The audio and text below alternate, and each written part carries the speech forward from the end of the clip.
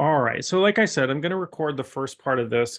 There'll be a part towards the end, after we get through everything. And I'm going to I have notes to refer to this whole, whole shebang, but welcome everybody. We are talking about sex positive spirituality and sort of what that is.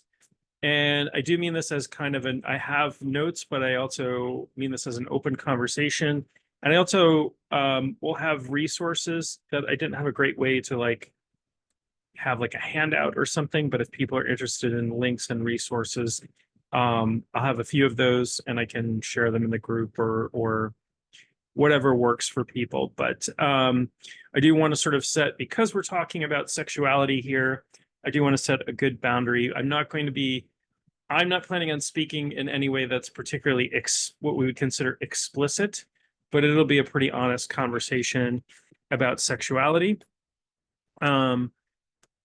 People can feel free to talk about that in any way they choose. Certainly not going to shame or shut anybody down. Although I would ask that, and I think, everybody here respects everybody else, and that's really great.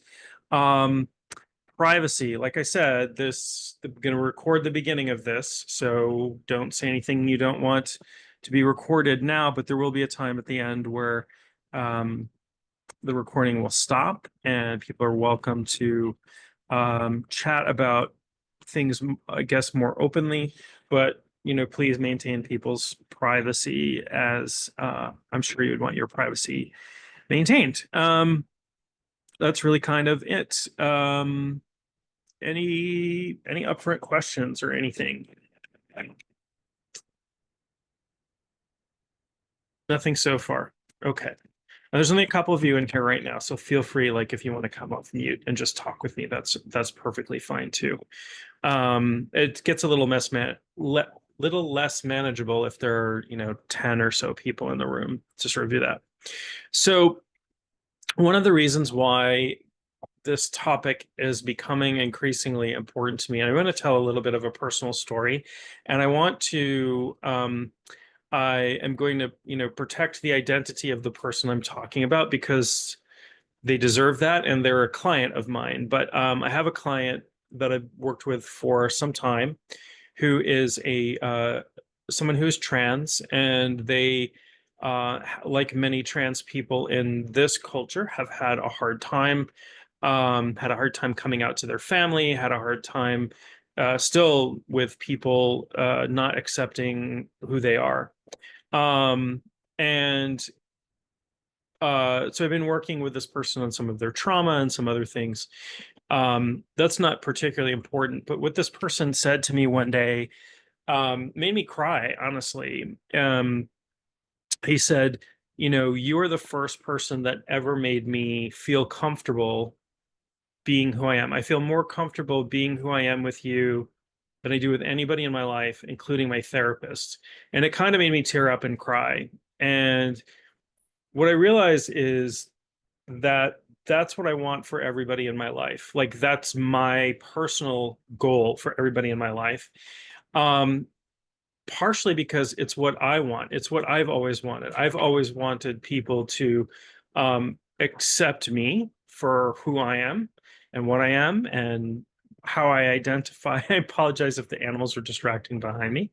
I'm going to try to have them not be so distracting. But what I really wanted was for people to accept me who we are and who I am, and give that reciprocally, and just love people unconditionally as best I can. I'm a human being like everybody else, and I don't always succeed at everything I intend to. But I make an effort and I do my best, and it's really what I've always wanted for myself as well. Not that it didn't take me like decades of my life to realize that, but that's really what I want. And sexuality and spirituality forever in Western culture, and tradition, I don't want to say traditional Western culture. There's no such thing. What we consider Western culture, what most people would consider Western culture, have been very separated. And there's a lot of shame involved. There's a shame involved with original sin, and original sin is tied to Adam and Eve being naked and being, after eating of the fruit of the tree of knowledge, being ashamed of their nakedness and going through the pains of childbirth and all of these things. So they're all of this messaging and culture about things being shameful and really separating the sacredness out from sex. And that is not the case in every culture. It is not the case around the world. It has not always been the case forever and ever. We know, for example, in some cultures, there were temple prostitutes. There were sacred sexual rites. We had, the Kama Sutra and Tantra in Hinduism. So sex and spirituality do not necessarily have to be separated. Now, as somebody who practices shamanism, anything that is life affirming in any way is seen as spiritual and positive. And sexuality certainly can be life affirming when we don't attach a great deal of shame to it. So this is really an important it's an important thing for me to talk about. And hopefully we'll have more to come on this topic if people are continue to be interested in it. There seem to be some interested, but I have a wide variety of interests, so it'll be mixed in with other aspects of the things that we talk about. But that's my motivation for talking about this, particularly tonight, as the world goes through a political. I'm not going to talk about politics tonight, but we're going through a political transition, which may for a time be significantly less tolerant, and I am very interested in tolerance and that sort of thing. And that's going to be a big part of what we talk about tonight as well. And feel free, like at any point, if anybody has anything they'd like to add or questions they'd like to ask, jump in. There's only a few of us on here tonight, so feel free to jump in if you have anything you'd like to add or say or anything. But so that was that's one little story from my life about why I'm here, how I got here to where I am, and why this topic is particularly important to me. So the title of this talk is sex positive spirituality. And what do I mean? What do I mean by that? And so we'll talk a little bit about how we might think about sex positivity and the different sort of angles that we can approach that from.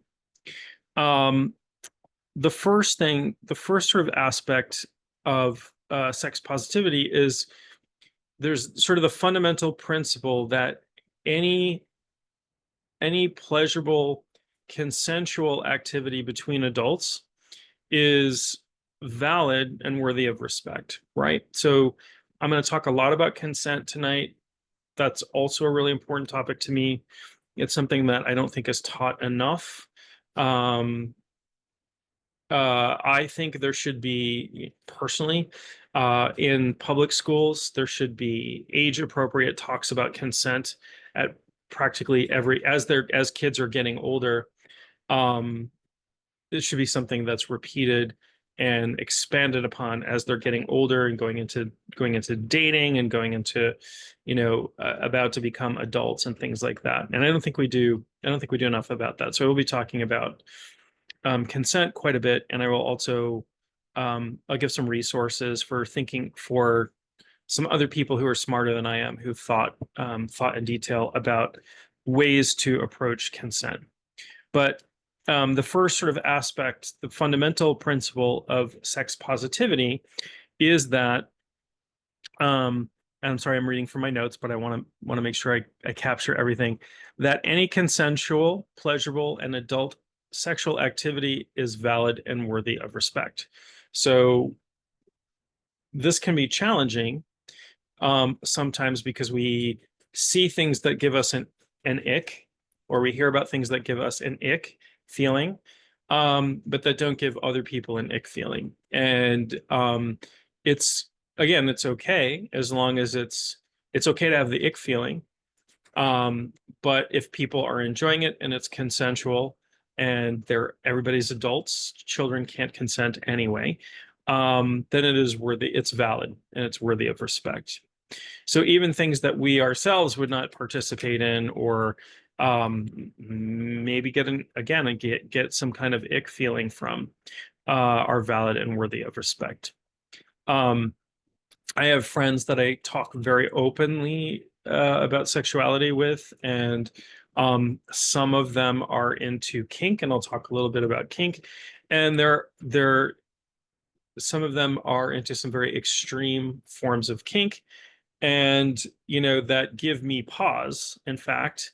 But I understand it, and I would never invalidate what what they derive pleasure and satisfaction from. So the second aspect of this sort of the fundamental level is an emphasis on in a non-judgmental stance towards things like orientation, lifestyle choices. So orientation, there's so many sexual orientations. I don't even know they all mean anymore. When I look at, how people self-describe, it used to be, you're straight or you're gay or maybe you're bisexual, but now we have people who define themselves as queer, and that can be an umbrella term that is very broad. Some people describe themselves as pansexual or demisexual, or people who are asexual. So there are a whole set of orientations and vocabulary that go along with that. And really the idea of sex positivity is people are free to define themselves. People are free to say, this is how I define myself. This is where I fit in. This is who I'm attracted to, who I may fall in love with. There's some people are asexual but still capable of romantic love and things like that. So there's a whole spectrum of what we might consider orientation out there. And there are also lifestyle choices. So lifestyle choices might be things like non-monogamy. So some people are polyamorous or ethically non-monogamous, or some people enjoy monogamous relationships. And those come in many, many shapes and sizes as well. And so there's, we want to take a non-judgmental stance towards that. For the majority of my life, I've been in monogamous relationships, and maybe a lot of that is my upbringing and sort of being raised in a somewhat traditional family. But I have lots and lots of friends who don't fit into that, I guess, lifestyle, for lack of a better term. And it's always interesting to me to have conversations with them about, how does this work? How does that work? And when I approach it with an earnestness and non-judgmentalism, nobody takes offense to it. Nobody, and I'll always say, hey, is it okay if I ask you about this? Is it okay if I'm just really curious how this works? And I have always found things to admire and things to be interested in and things to take away. So I remember years ago, this is when polyamory was really just starting to become a popular phrase, and at least popular enough that I knew about it. And my first friends that I knew who were polyamorous, I was like, hey, is it okay if I ask you about this? And they're like, yeah, sure, whatever. And I said, well, how does it work? You're a couple and you date other couples. How does that work in the relationship? And one of the things that they said to me is, it only works if we're completely 100% honest with each other and everybody knows what's going on and that sort of thing. And I said, that's beautiful and that's amazing. And I want that level of honesty in the relationships that I have, even if they are monogamous relationships or some other form of relationship. That's what I want. I want that level of honesty. So there's always something for me to learn and admire. And even if it isn't sort of a lifestyle that would work for me at that point in my life, I try to approach it from a non-judgmental perspective. Second aspect of sex positivity is inclusivity and diversity. So we already talked about tolerance and positivity towards different orientations, towards different lifestyles. We want to highlight there's a whole range of sexual identities and people are okay to, and behaviors. And we want to just be in a space where we're okay and being non-judgmental with that as well. So again, we try to be as broad and inclusive as possible, at least from my perspective. And the people that I teach and the clients that I work with and the communities that I try to work with and the community that we're building together here, I try to be as inclusive and diverse as possible. One thing that I've talked about with regard to diversity at all levels. So diversity in sexuality, in racial identity, and ethnicity, and just biology and everything that goes on. When I look out at the universe, if I think from a spiritual perspective that the universe is a living thing that's full of consciousness, and maybe it emanates from a source. We might call it source, the universe, or God, or source, or whatever term we want to say is the source of all there is. One of the observable qualities of the universe is how incredibly diverse it is, right? The universe is not made up. In the beginning, the universe was hydrogen and helium, and that was it. And everything was hydrogen and helium.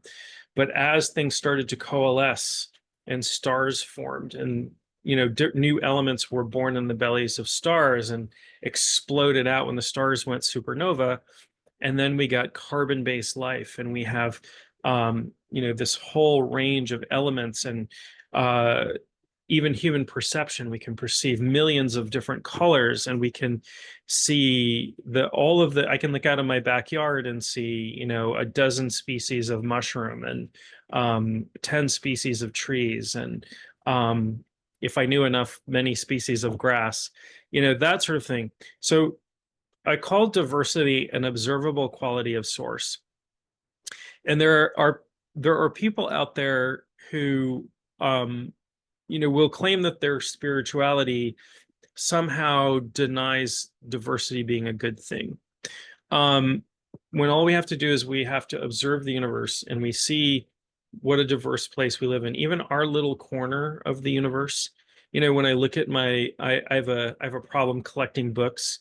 I have way too many books, but when I look at my bookshelf and I see a few hundred titles of books, and I think about a few hundred years ago, my little library in my little house would rival that of, Oxford or Cambridge, which each had a couple hundred books in their library.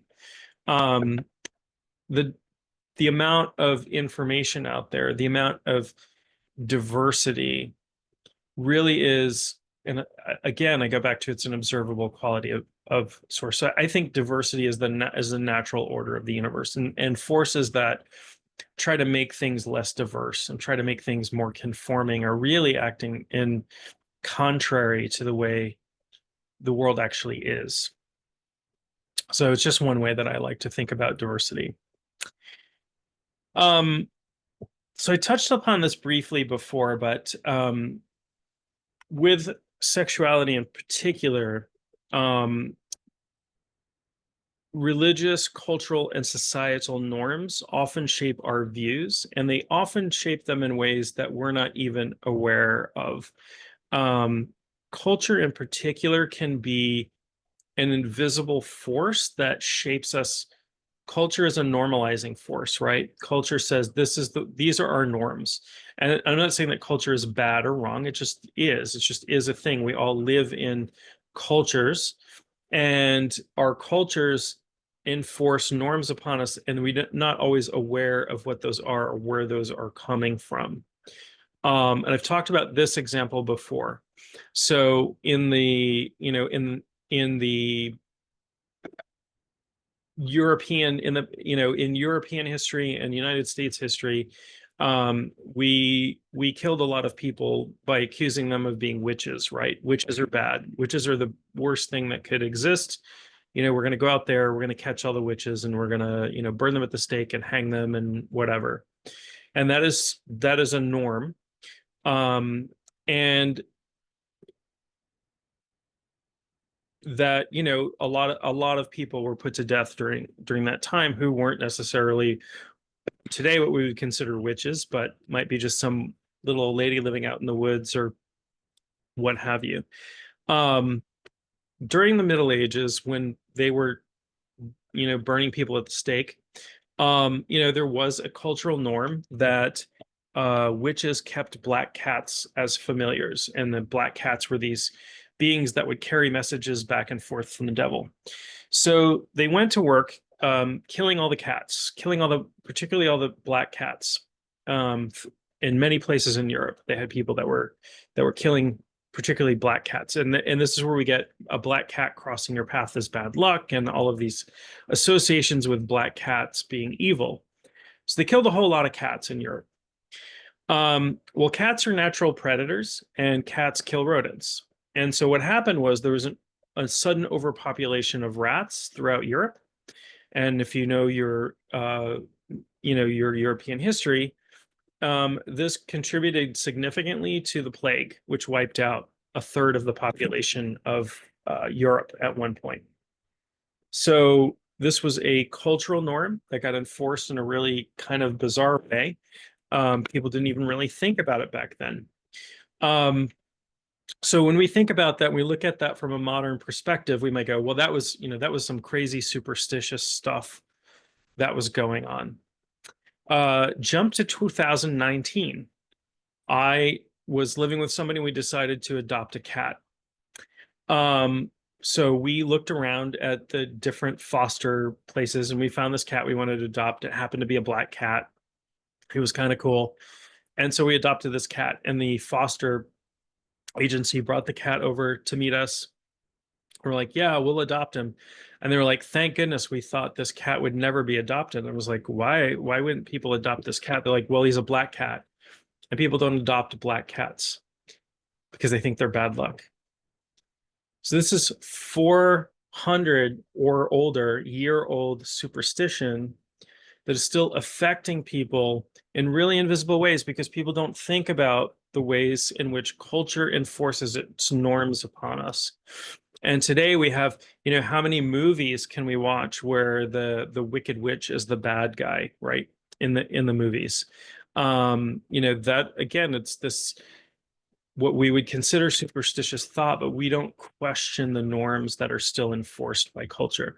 So I think it's good sometimes when we feel a certain way about something, maybe when I first heard about my friends being polyamorous, for example, and I thought, wow, well, that's kind of a crazy lifestyle, right? But that's a judgment on my part. And where is that judgment coming from? That judgment is coming from the culture I live in, enforcing, monogamous married opposite sex couples. Like that's the norm, this atomic family, right? This the stuff you saw on TV in the 1950s and 60s. That's the norm, and that's all you saw on TV during that period of time. People were really, so our culture really enforces these things without them being written out, without them being saying like, these are the rules, right?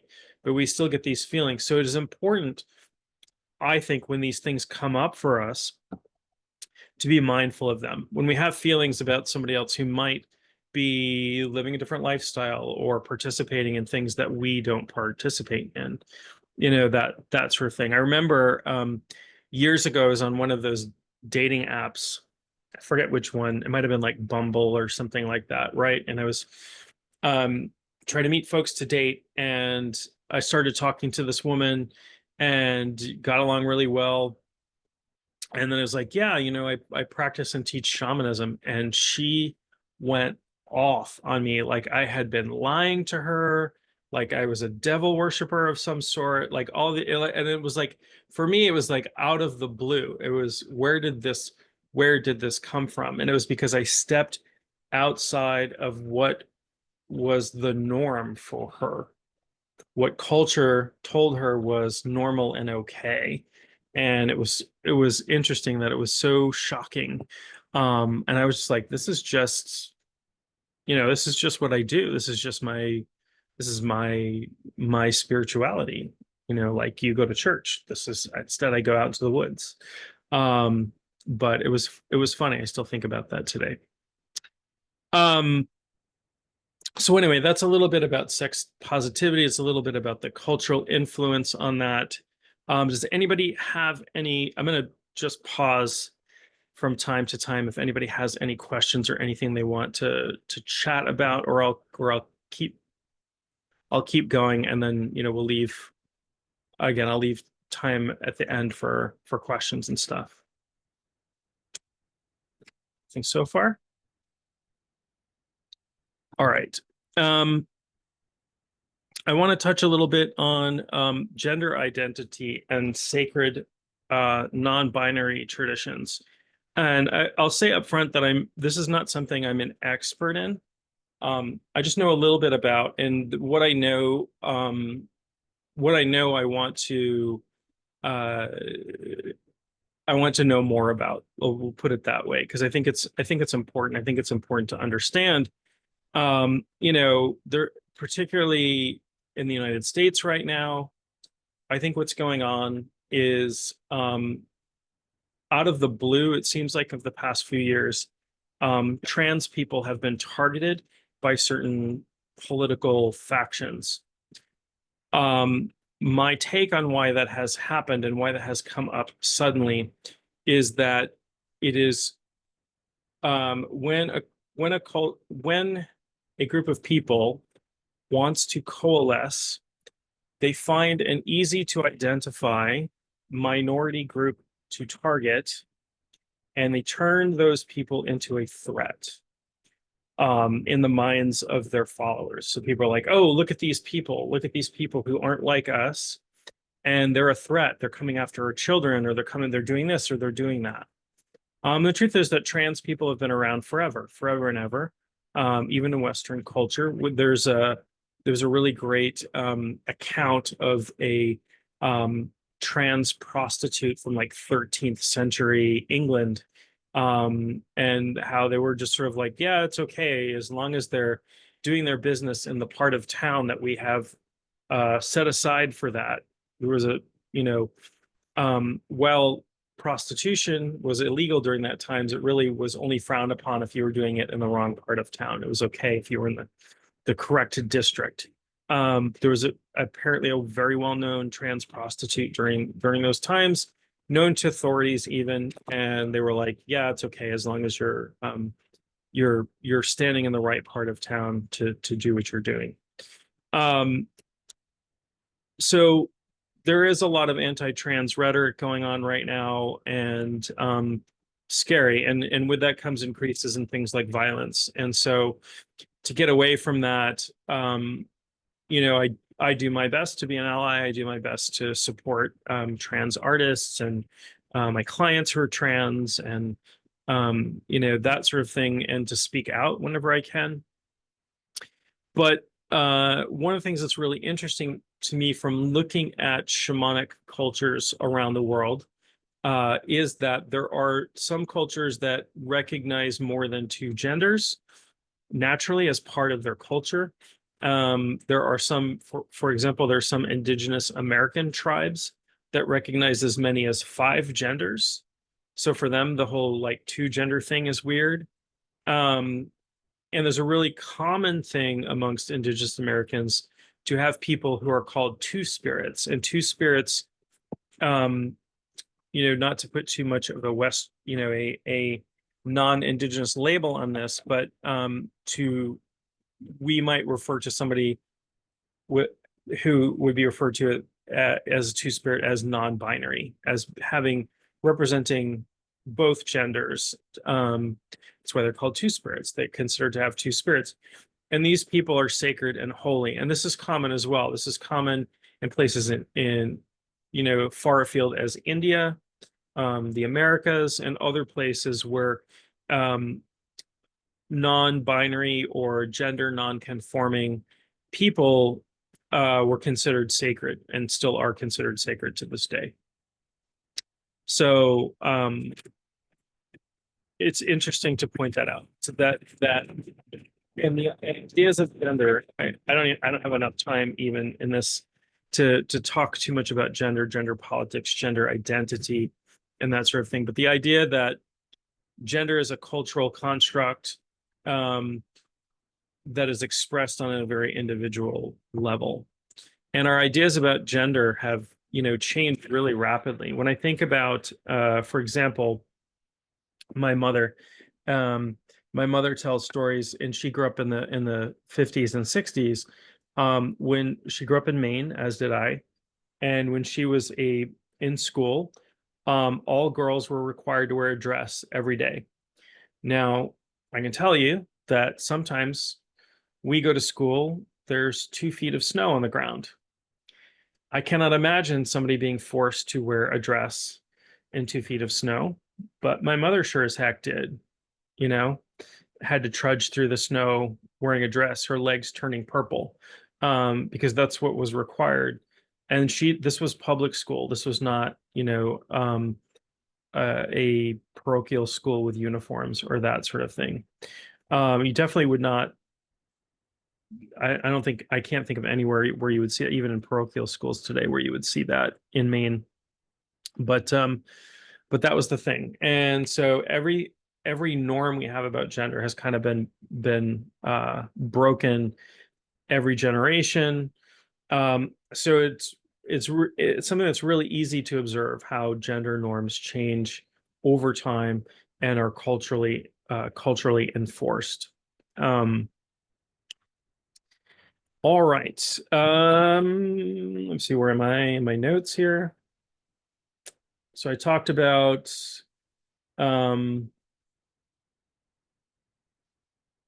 yeah. So I talked about how gender identity appears differently in different cultures. And so it is interesting to me to look at how gender identity ties in with spirituality in these communities, and how they are inclusive in these other communities. And so I think, again, like, I want to learn more about the communities where this is the case, where there are more than two genders that are traditionally recognized and have been recognized for thousands of years. And what can, and see what we could learn from that, as people are interested in sacredness as it relates to gender and spirituality. Anybody have anything they would like to add, comment, or question? If not, we'll keep going. It's fine. So this is the part where I talked about consent briefly before, but consent is important enough in all forms of sexualities. Consent is critical. It's a critical component. Not only is consent critical to make sure everybody's boundaries are respected and everybody is safe, and but also there are some really sacred ways that consent can open things up. And I'm gonna give people. I do actually have I have a game. We're not going to play it because it would be played with an intimate partner, but I'm going to describe a game to you that you can play to explore consent with an intimate partner or partners, that I think is really beautiful and really wonderful, and can help not only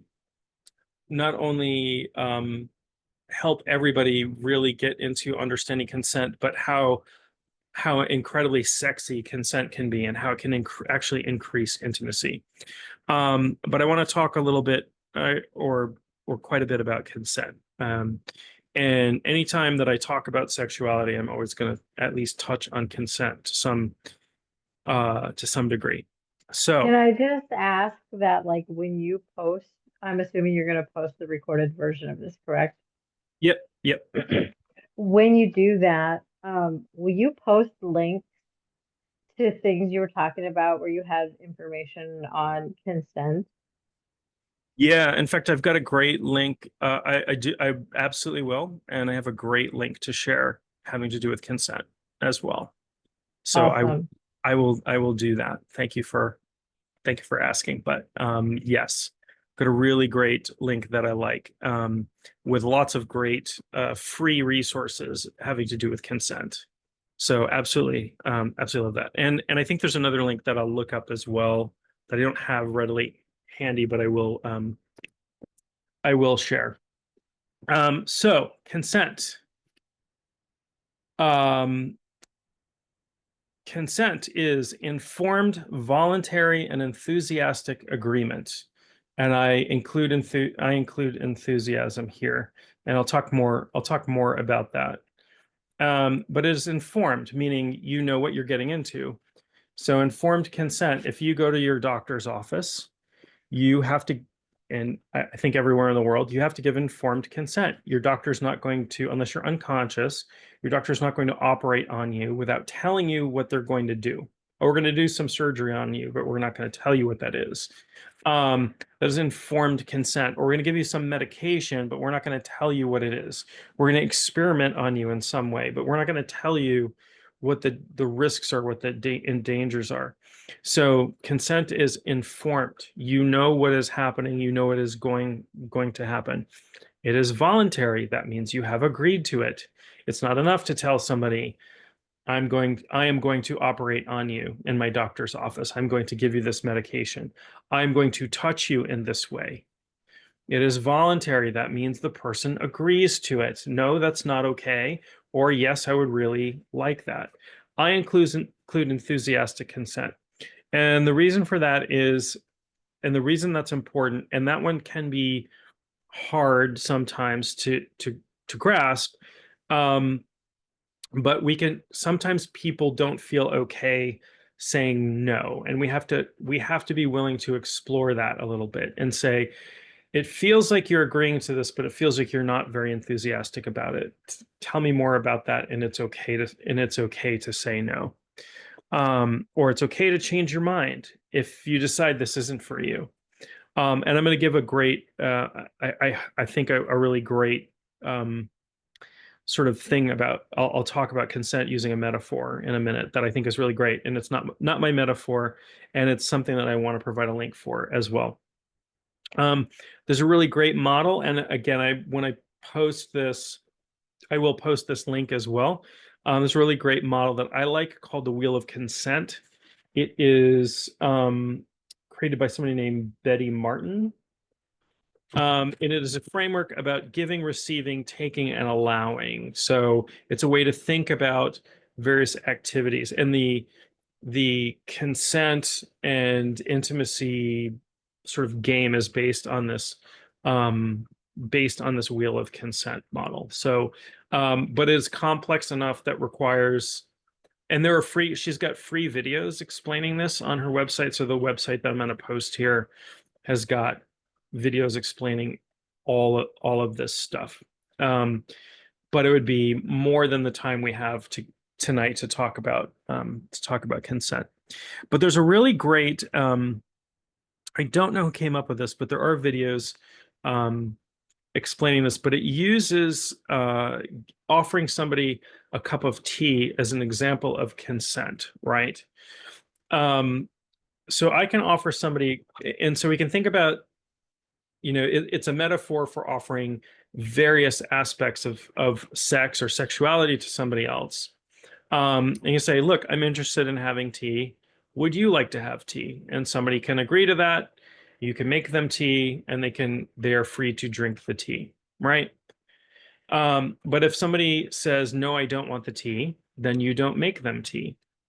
Or if while you are preparing the tea, they change their mind, that's okay. You can't force them to drink the tea, right? So there's a great example. We don't pour tea down the throat of somebody who's unconscious.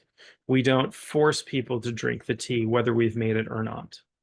If somebody agreed to drink tea with us previously, we can't force them to drink tea with us in the future, right? So there's this, and there's a great video that goes through all of this, and I'll post the link to that as well. But again, this is about all, I think it covers a lot of the major aspects of consent. One thing that doesn't really touch on is that, it's important. It's important to consider that minors cannot consent. If you're an adult, in places have different sort of legal frameworks for that about what is age of consent and that sort of thing. But I think there's general consensus that children are not able to make decisions about consent in the same way adults can. So even if a child, and this is not surprising to anyone here, I don't think, even if a child says, I'm okay with this, even if a child is offering something, if a child, like, still not okay, they can't consent. They don't, we don't consider them to have the mental capacity to fully appreciate the impact of their decisions. There are power imbalances with adults, and that the all kinds of reasons why minors are problematic and why minors can't consent. So anyway, I'm going to share a link. I'm going to share a couple of links about consent. I think it's really critical. I think anytime I talk about sexuality in any forum, I always bring consent into the conversation. I think it's something that can't be emphasized enough. So again, I talked a little bit about enthusiastic consent as well. Consent is not merely the absence of a no, but the presence of a yes, please, or I would even say hell yeah is a good enthusiastic consent phrase to use. And I think a hell yeah can certainly heighten intimacy when something is offered and it's received with a some form of hell yeah, then that can be can certainly heighten intimacy. So I want to talk about this consent and intimacy game a little bit, and I think it's a fun way to enhance intimacy, but also to explore consent. So this is played with a partner or partners, and you do a few rounds, and normally, and feel free to adapt these rules to your own. The rules, adapt them to your own needs or how they sort of work. But in the beginning round, something is offered.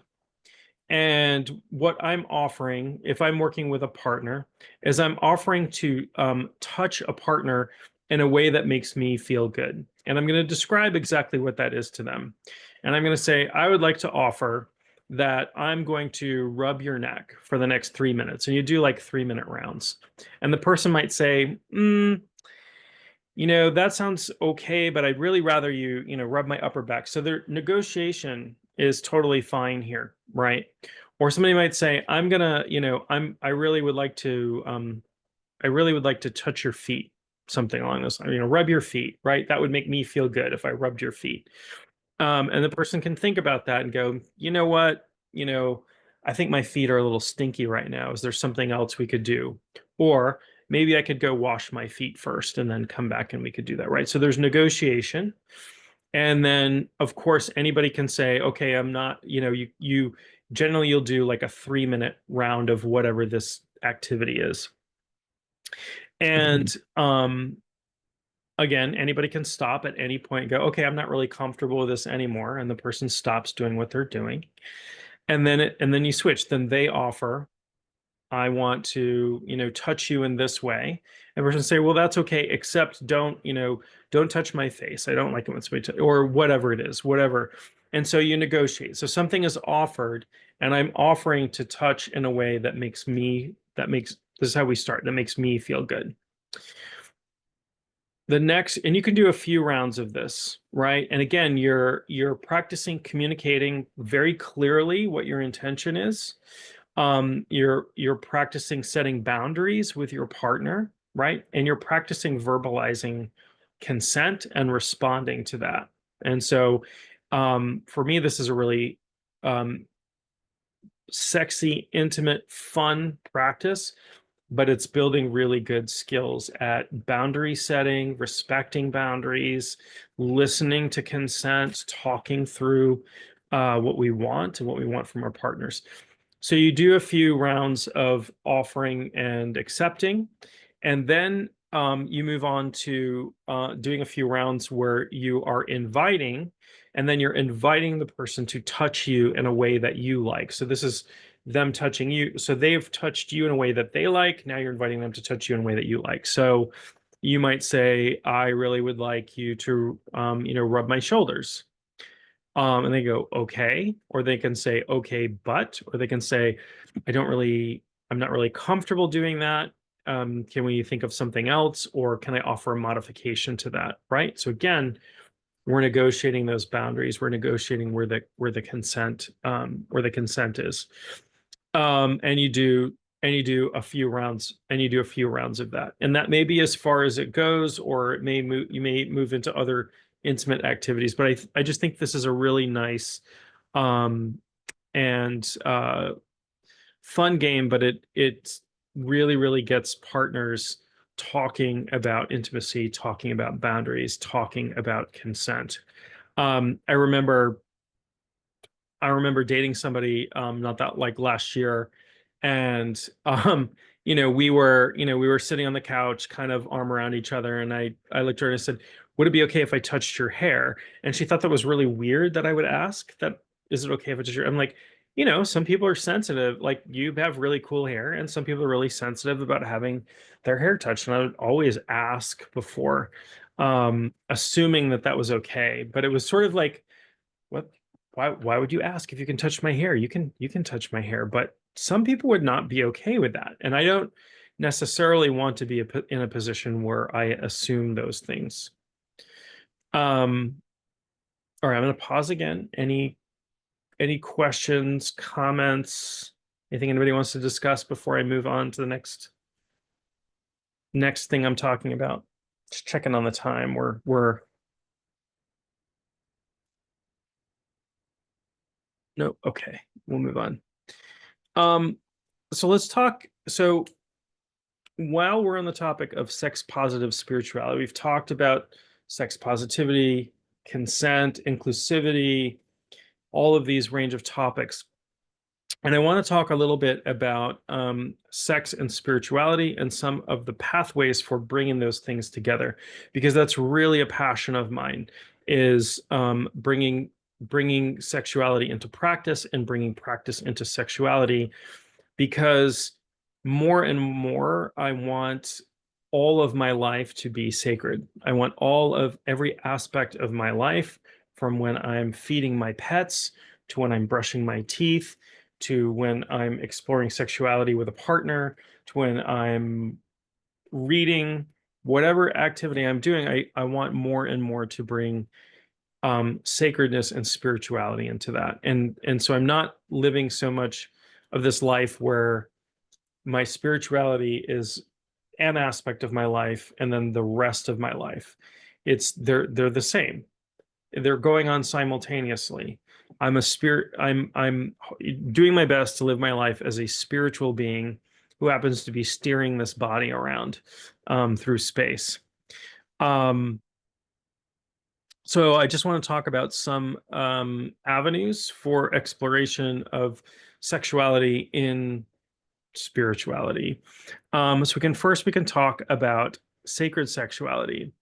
And sacred sexuality really is about using sexual union or solo sexual pleasure, essentially using things like arousal, things like orgasm, to get to different states of consciousness, higher states of consciousness, or unified states of consciousness, to explore consciousness, because sexuality can be extremely consciousness expanding, extremely consciousness altering.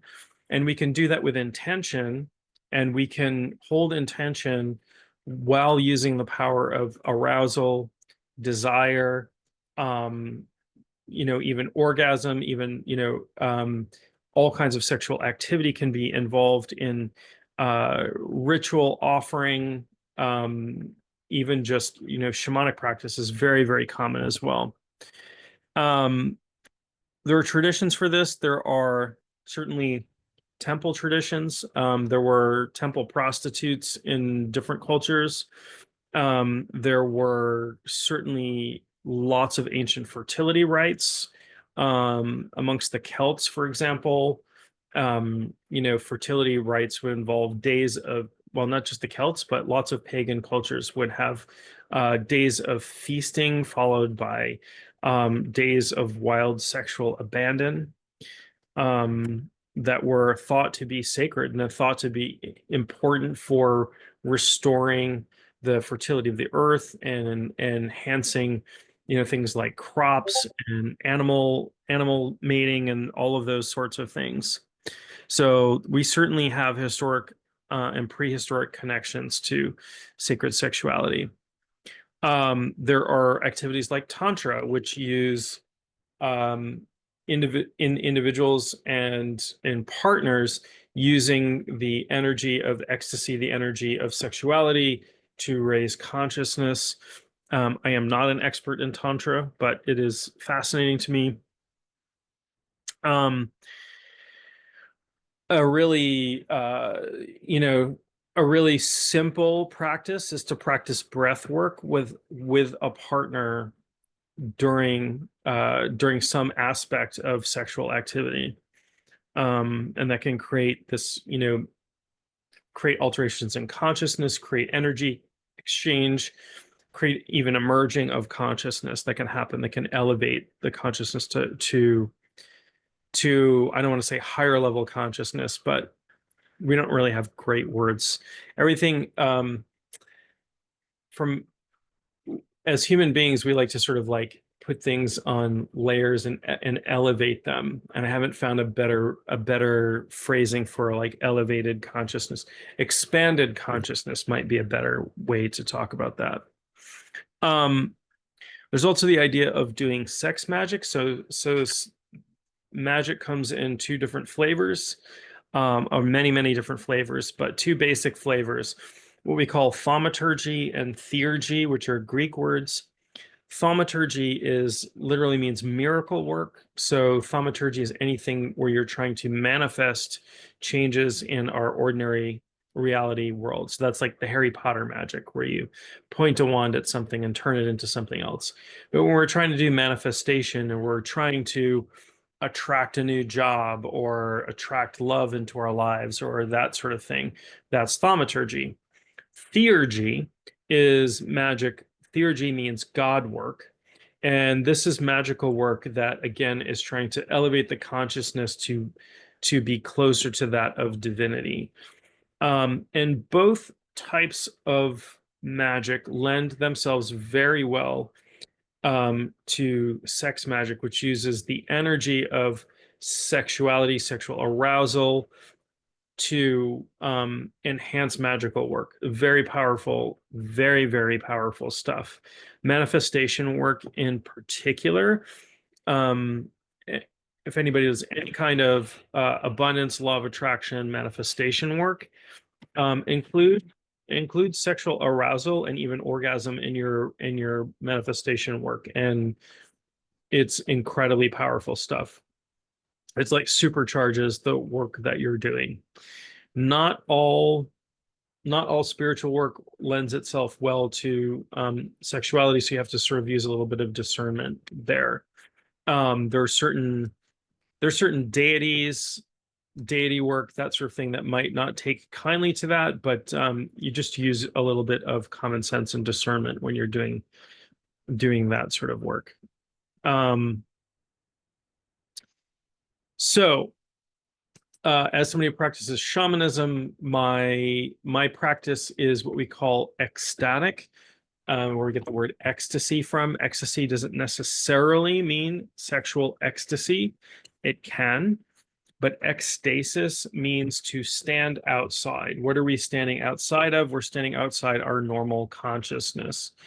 The one of the seminal books on shamanism was written, I think, in the 1960s, by Eliade. It's called Shamanism, Archaic Techniques of Ecstasy. So they're talking about how shamans enter into ecstatic states using drumming or dancing or chanting or some sort of rhythm to enter into this ecstatic state.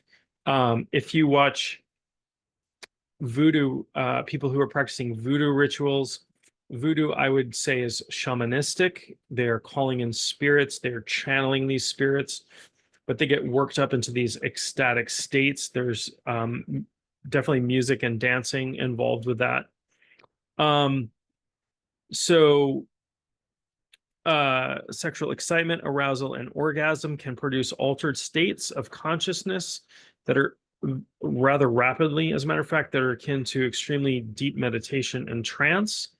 They can also be used during meditation and trance. So you can combine trance work with sexual arousal, certainly. Um, in Tantra, for example, you have the Kundalini energy, which is the like the big spiritual energy that arises from the root chakra up through the central channel, activating all the chakras as it rises up, is considered sexual energy that is then converted for spiritual purposes.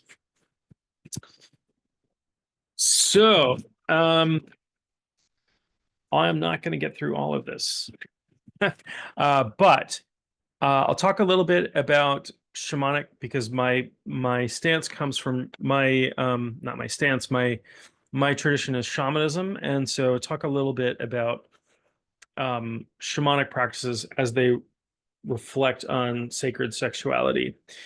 Um, so in shamanism, it's hard to define like what shamans believe, because there are shamans in cultures all over the world. There are different words for them in different cultures, different languages, but there are things that shamanic cultures have in common.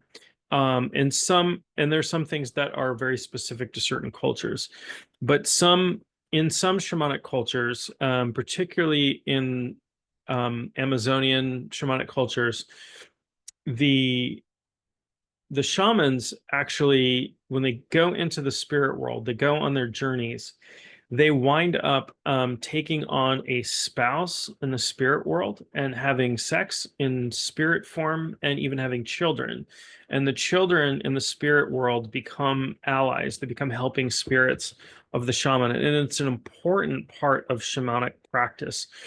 It's hard to conceive of that a little bit if you come from, I grew up in a Christian household, and hard to conceive of somebody, having intercourse with, with the spirits that they're praying to, or the spirits that they're interacting with from a spiritual perspective.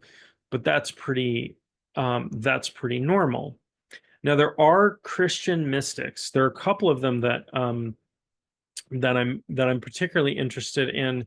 They were female mystics from hundreds of years ago. One was Mechthild of Magdeburg. She was not a nun, but she belonged to a religious order, and she wrote prolifically in German. She didn't write Latin, but she wrote prolifically, and they saved her writings. They considered her, I don't know if she's considered a saint, but during her lifetime, she was considered a living relic, and she was writing all of these mystical things. She was having all of these mystical experiences. And in her writing, she is talking about the Holy Spirit. She's talking about Christ coming into her chamber, and they're having sex. And in her visions, in her mystical things, and she writes about the female orgasm, and not something that very many people were writing about back then in the 14th century, in 14th century Germany. And her writings are preserved, and it's really fascinating that she was having sexual union, and it was considered incredibly holy thing. Another mystic, kind of from the same region, similar time, was Hildegard of Bingen, and I think she was an abbotess, actually. So she was a nun, and she has diagrams of female genitalia and writings where she describes the female orgasm in detail. And it's not something we think about being the norm from a Christian perspective, or the norm being from a Christian clergy perspective, even from a celibate order. But these were people who were merging sexuality with mysticism from a Christian perspective.